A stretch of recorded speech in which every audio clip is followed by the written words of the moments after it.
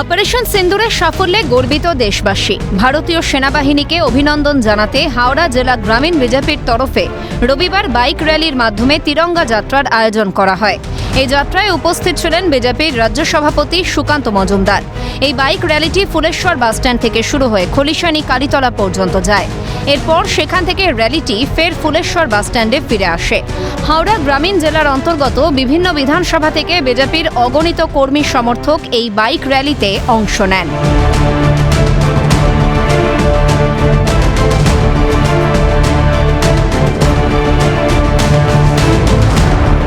Rally শেষে ফুলেশ্বর বাসস্ট্যান্ডে বিজেপির তরফে একটি সভার আয়োজন করা হয়। সেখানে বক্তব্য রাখতে গিয়ে রাজ্যের শাসক দলকে একহাত নেন বিজেপির রাজ্য সভাপতি। কটাক্ষের সুরে সুকান্ত বলেন, এখানে কটা ছারপোকা আছে, তারা খুব লাফাচ্ছে, তারা বলছে যুদ্ধ কিছু হয়নি, কিন্তু এখানে কয়েকটা আবার ছারপোকা আছে, তারা লাফাচ্ছে বলে যুদ্ধ বুদ্ধ কিছু হয়নি। কি রাজা কিংবা কি নাম ব্যাটার, সে ব্যাটার লাফাচ্ছে বলে যুদ্ধ বুদ্ধ কিছু হয়নি।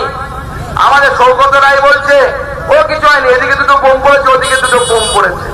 সৌগত রায় তো পেটো মরে মেরে উঠবে, বোম মেরে মেরে উঠবে। তা আমি তাই বলেছি, সাংবাদিকরা প্রশ্ন করছে, বলছে দাদা তৃণমূলের নেতারা, সৌগত রায় এত সিনিয়র লিডার, প্রফেসর মানুষ, তিনি বলছেন কি যুদ্ধ করেছে, কোথায় হামলা করেছে, কিচ্ছু হয়নি, দুটো বোম পড়েছে।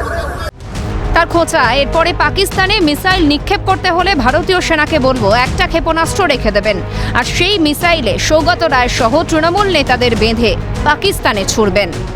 পরে ভারতীয় সেনাবাহিনীকে আমি অনুরোধ করব, পাকিস্তানকে যদি মিসাইল মারতে হয় একটা মিসাইল স্পেশালি রেখে দেবেন, তাতে সৌগত রায় এবং অন্যান্য তৃণমূল নেতাদেরকে বেঁধে তারপরে পাকিস্তানে ছুড়বেন, যারা দেখতে পারে বোমটা জায়গা মতো লেগেছে কিনা। তার হুঙ্কার, আগামী দিনে অপারেশন বাংলার মাধ্যমে তৃণমূল সরকারকে উৎখাত করবে বিজেপি। একদল হচ্ছে পাসপোর্টের পাকিস্তানের নাগরিক, যাদের পাসপোর্টে লেখা থাকে ইসলামিক রিপাবলিক অফ পাকিস্তান, তাদেরকে তো আপনি খুঁজে বের করতে পারবেন, কিন্তু যাদের কাছে মনের মধ্যে পাকিস্তান আছে তাদেরকে বের করবেন কিভাবে? তাদেরকে বের করার উপায় নেই। তাদেরকে ভারতীয় জনতা পার্টির নরেন্দ্র মোদী সেনা আগামী দিনে অপারেশন বাংলার মাধ্যমে এই বাংলা থেকে বের করবে, সেই ব্যবস্থা আমরা করব।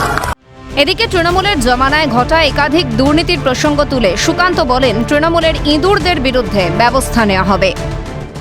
আরে তৃণমূল অত বড় শক্তি হয়নি যে তার জন্য অপারেশন সিঁদুর সেনাবাহিনী করতে হবে।